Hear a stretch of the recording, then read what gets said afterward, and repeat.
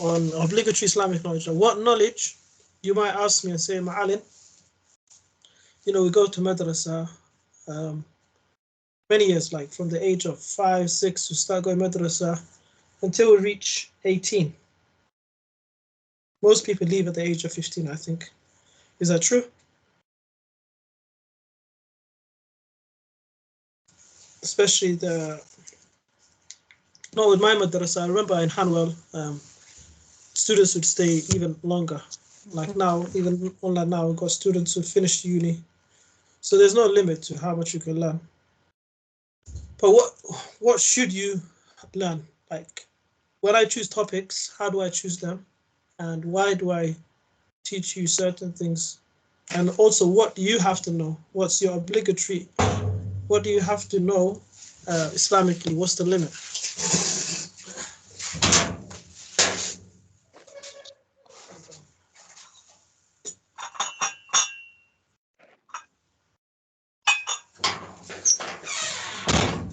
So, can you see my screen? Yeah. Okay. So, as we know, Muhammad sallallahu alaihi wasallam, like it's a duty for everybody to learn. So it's an obligation for every Muslim to learn Islamic knowledge. As the hadith says, طلب العلم فريضة على كل مسلم. Seeking knowledge is an obligation upon every Muslim. So every Muslim has to learn. If he's a new Muslim, if he's an old man, if he's a young boy, age don't matter. You have to learn what you need to know Islamically. Okay? And what knowledge is that? What type of knowledge is this? The scholars, they said, is called ilmul hal. So they said ilmul hal أفضل العلم علم الحال وأفضل العمل حفظ الحال. They said the knowledge which is mentioned here is the knowledge of the situation. Okay, so the best knowledge is the knowledge of the situation, what you need in that situation, and the best action you can do is preserving the action you need to do in that situation, which means you should learn what you need to know now to help you practice Islam. Okay. So if I explain that, it means, for example, it says here what a person needs to know immediately to perform certain obligations, like salah. If you're doing business, you need to know. Like some people, they said to me before, why are you adding business into the topic, into your subjects, and into your book? Why are you adding marriage? The young people, they don't need to know. But you can also learn something ahead. Like if you're gonna be going to madrasa, or if you're going to be studying, or you do a course so you can study the most essential knowledge, then you need to know that as well. So learning it beforehand is not a problem as well. So you need to learn what you're required to know. If you're doing business, you need to know about riba, when do contracts become corrupt, if you're dealing with money, if you're basically, if you have money, you need to know how to give zakah. If you want to perform Hajj, you need to learn how to perform Hajj before that. So according to your situation. But are you guys with me? Yeah. The scholars differed on what is this obligatory knowledge. Some of them said, like the fiqh scholars, the jurisprudence, the scholars who specialize in the halal and haram, they said it's the knowledge of halal and haram, because that's what you need to know. What is halal, what is haram? So they said it's fiqh. Others said, the scholars of tafsir and hadith, they said it's the knowledge of the Quran and Sunnah, because the Quran and Sunnah is the source to other knowledge. Others said it's knowledge of sincerity and akhlaq and adab, and also because they said because of bad manners and all of that, it comes from not knowing the akhlaq and adab and the manners of Islam. So they said you should learn that, and they said, some said it's philosophy, ilm al-kalam. But when you look at all of these are either they're too specific. So the best opinion, which is to say the obligatory knowledge that you need to know, is what you need as a Muslim to have a good relationship with Allah, with your Lord. And the scholars have said it's these three. Can you guys see it? Yeah. So they said it's i'tiqad, is belief. So you have to believe certain things as a Muslim, like the pillars of Iman and what you have to believe about the Akhir and Jannah and Nar and all of that. And then there's fi'l, action. So you have to know how to perform certain things, which is like the Salah and the fasting and Hajj. And so it needs action. And then there's something called tark, avoid some things you have to leave, which is stay away from, like the prohibitions. Okay. So if we look at this knowledge, it's called ilm al-hal. Okay. So it's what's going to help you fulfill your duties as a Muslim and your individual responsibilities. So you have to learn for yourself, which includes like dua, wudu, the salah, which includes like knowing how to pray the 5 daily prayers, the Friday prayers, Eid prayers, funeral prayers, like all the prayers you should know how to pray them. You don't have to know how to pray all of them in detail, but at least you should know should have an understanding of these prayers. Also, when a person becomes mature, okay, when he reaches the age of puberty, you teach him the Shahada. Or when a person becomes Muslim, you teach him the Shahada. You don't have to explain in detail what the Shahada means. You should understand what it means, but you don't need to. He doesn't need to know everything about the Shahada. And then, because Muhammad sallallahu alaihi wasallam used to teach the Arabs the Shahada, and he didn't really go into details. So you teach him that, and then, according to the situation, when it's the time for prayer, you teach him how to pray, and you teach him how to make wudu. Okay. And then when Ramadan comes, and the person's alive, and he's able to fast, you teach him the rulings of fasting. If he's got wealth, you teach him about zakah. If he's going to Hajj, you teach him about Hajj. Okay, so when it comes to the belief, you have to learn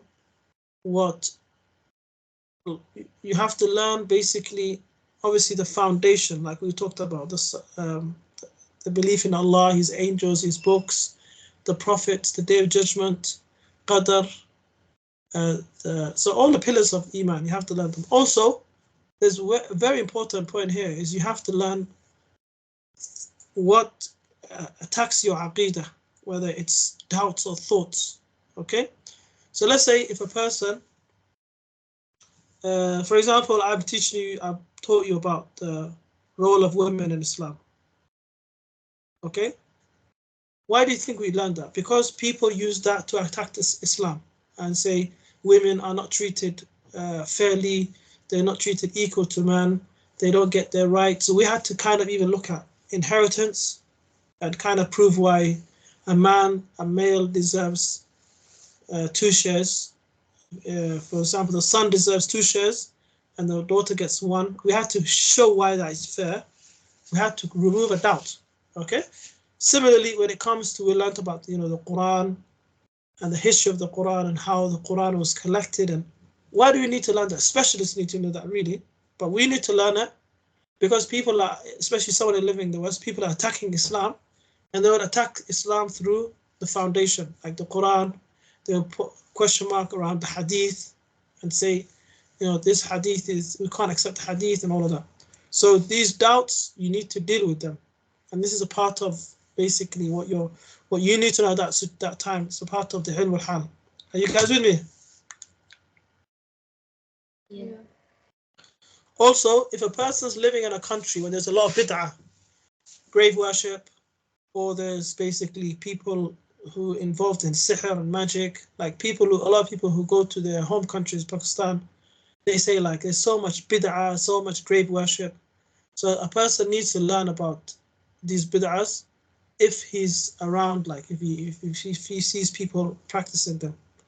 Okay, and you should learn about also the Day of Judgment and resurrection, all of that, to kind of boost your iman as well. Okay, what do you need to avoid? The third part is things you need to avoid. This is why we learn about the major sins, and also you have to learn what you need to know, what you need to avoid. So as it says here, a blind person, you don't need to tell a blind person about lowering his gaze or not looking at the women, or for a woman to look at a man with lust. So it's basically, it has to be according to that person's situation. So if a person, for example, is deaf as well, you're not going to tell him don't listen to music and all of that. He doesn't even hear the music. So you have to learn what you need as well, or generally what the youngsters need in UK. So for example, if somebody says, I'm going to work, for example, yeah, so I'll continue. Here it says, and let's say what's common practice in the place where the person lives, in the place of his residence. So if it's common for people to drink alcohol, you should learn about the rulings of alcohol and how to stay away from it. If they're adding it into food, into the drinks and the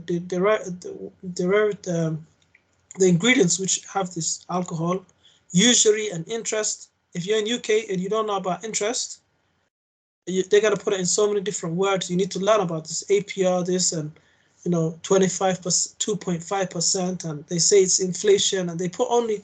So you need to know, even for example, if you're going to uni, you need to learn about riba. Is this riba? It's not riba. The loan I'm taking, is it riba? It's not riba. Do you understand? Is that clear? Yeah. Okay, so there's certain things you're gonna have to leave. For example, let's say if a person says, I want to work in, I want to be a lifeguard. Okay, I'm gonna be saving people. I'm gonna be at the beach, or I'm gonna be at the, I'm gonna be lifeguard in the swimming pool. Is it going to work? It's not going to work. Why? Because it's practically impossible for him to lower his gaze when it's going to be a mixing, a swimming pool where it's mixed, where the women are not dressed properly. Okay, if it's a Muslim environment, like Muslim men have one day, the Muslim women have another day, and it's not mixed, and there's a lifeguard for each, then that's okay. But sometimes you have to avoid not even the action, but you have to avoid a job that leads to it, or an education that leads to it. For example, if someone says, I want to become an artist, okay, fine, you can become an artist, but the course you're going to take is, are they going to force you to draw human beings? Are they going to force you to draw animals? So if you're going to be forced to do that, then you can't study that course. You have to find one which doesn't make you do haram things. Is that clear?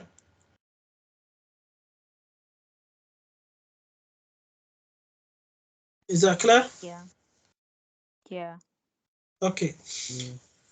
Also, knowledge can be divided into two, ulum al-naqliya and ulum al-aqliya. So revealed knowledge like the Quran, Hadith, that's from Allah, and the words of Muhammad sallallahu alaihi wasallam also explain the Quran, so it's revealed.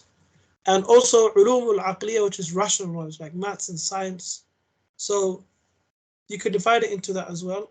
So you here it says that some scholars don't like this division because they said sometimes you have to learn maths to understand, the Quran and Hadith. So they said they didn't really like this division. But then again, you kind of understand where they're coming from. You can turn learning rational knowledge into ibadah by having a good intention. Or like if you're learning about science, you appreciate the perfection of Allah's creation, and you want to understand how the creation works. And so that's, with the good intention, you can turn it into ibadah. Also, the third category is forbidden knowledge. So forbidden knowledge is like magic, astrology, numerology. Somebody wants to study, for example, philosophy.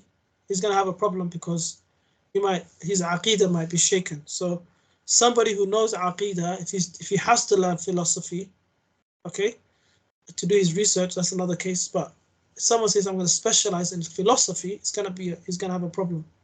Is that clear? Yeah. Okay. Also, knowledge can be divided into maqsood lidatihi, which is knowledge which is intended knowledge, like tafsir, hadith, fiqh.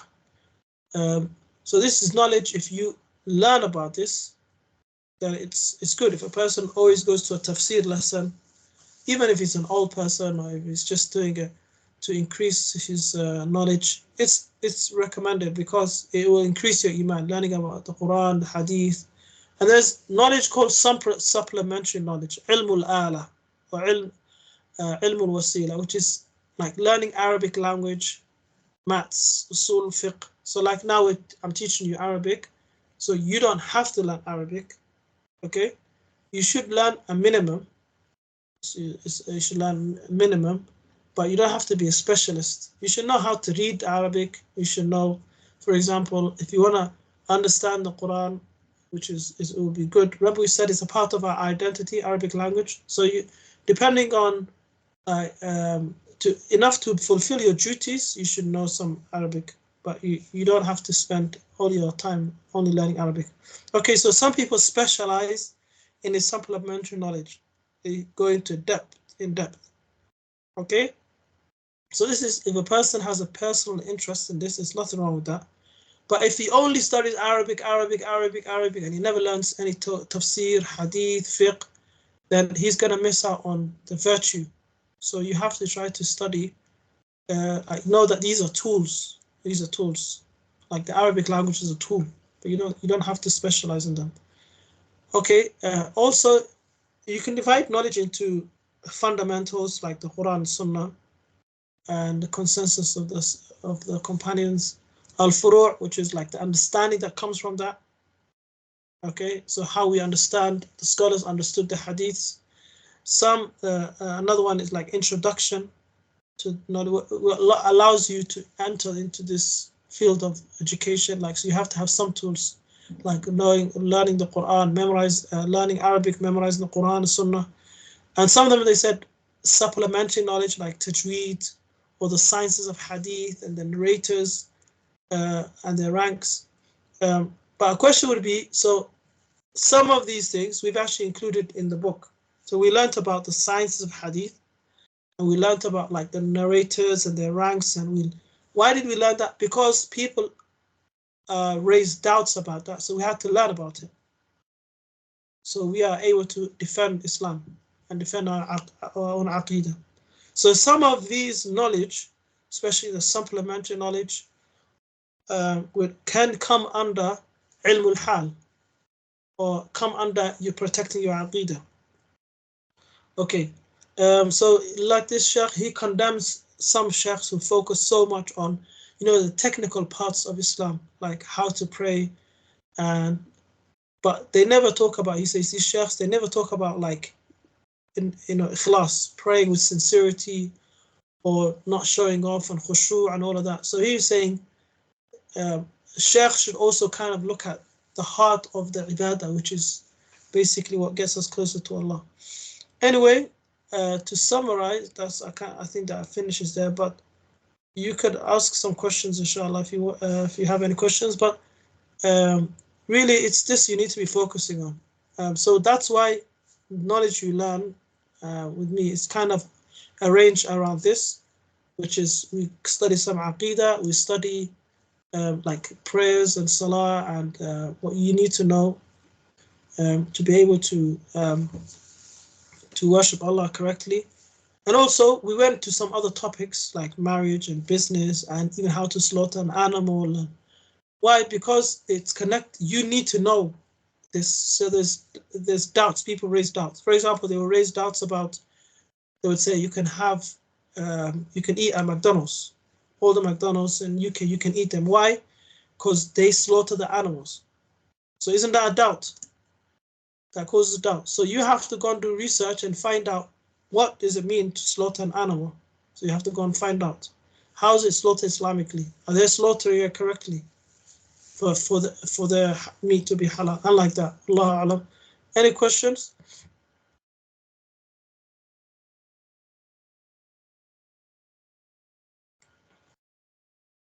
No.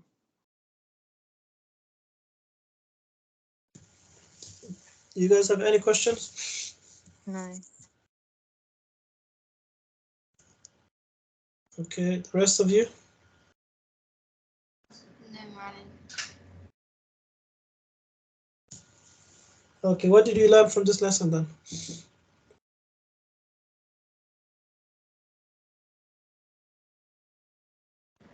I learned that if you want to like invite someone into Islam, you should like cater it to their needs, like tell them what they need.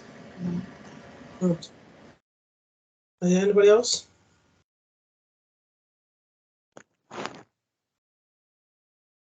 I learned that any time if you want to like get into like business and stuff like that, you need to research before you do, and try and watch out for like things that might get you into sin.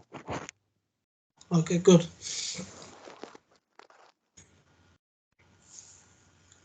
Okay, do you guys know anything that would go into things that you would need to learn about that comes under doubts?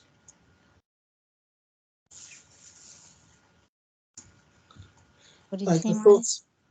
What do you say? What did you say? What would come under these doubts that people raise in the West? Obviously, you covered some of them, but today, in your day and age, in your generation,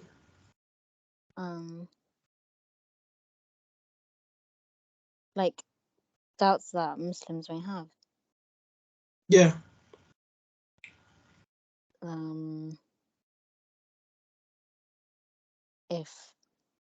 Because like maybe they are like surrounded by lots of like non-Muslims, and maybe they might think that some other religions may be true as well. Yes, that's one. For example, there might be doubts like some people will say, why is Allah not helping the Palestinians? For example, you might find some videos talking about that, saying, why is Allah's help not coming for them? So that is a doubt, isn't it? The Jews might use that and say, look, if you are on the religion, the true religion, then your God will help you. So these are doubts. Yeah.